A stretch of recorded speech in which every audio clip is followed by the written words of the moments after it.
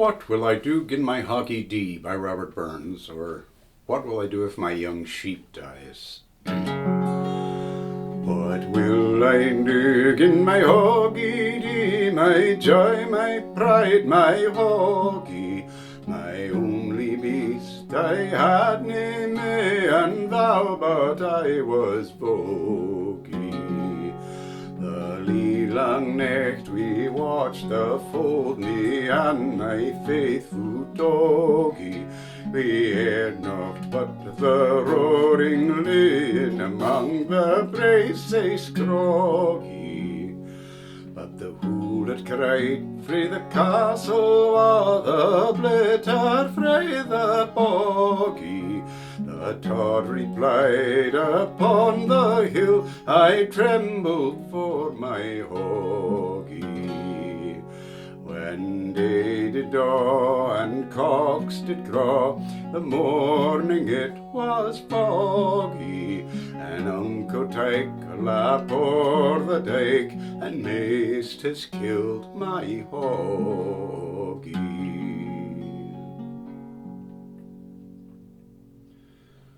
What will I do gin my young sheep, if my young sheep die, my joy, my pride, my Hoggie? My only beast I had no more, and wow, but I was proud. The livelong night we watched the fold, me and my faithful doggie.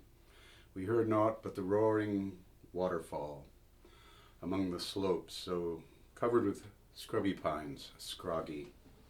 But the owl cried from the castle wall, the snipe from the bog, the tod replied upon the hill. The morning it was foggy, and unco tyke lap o'er the dyke. A strange cur leapt over the stone wall, and almost has killed my Hoggie, my young sheep. So there was a tune called What Will I Do Gin My Hoggie Dee, which is what I sang for you. Burns's friend and collaborator Robert Riddell, who did a lot of collecting in the Borders, heard the tune in the Borders. Or Burns may have gotten it from a book published by Alexander McGlashan called Scott's Measures, where it was called What Will I Do and My Hoggie Dee, and also substitutes for if in Scots. Peter Buchan published a different version of this song from the collection in the Northeast, so Burns may have heard some variant of the song, which may have existed in his time. Anyway, in my judgment, it's definitely a Burns song. There's a bit of controversy now, but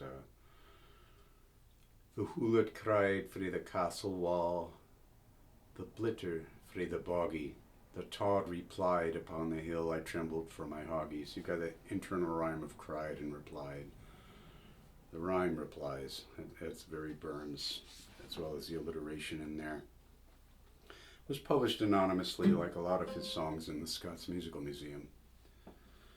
Years later, his second publisher wanted Burns to write a song to Catherine Ogie, that melody. And he said, you really can't do anything.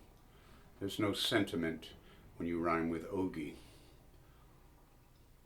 as he did in that song. So perhaps he didn't acknowledge the song because he didn't expect it to be a classy piece to impress the lasses.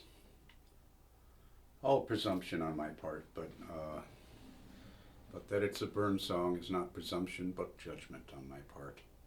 I hope you'll subscribe. I'm putting up basically all the songs that Burns had anything to do with, whether he wrote or revised them. Be well.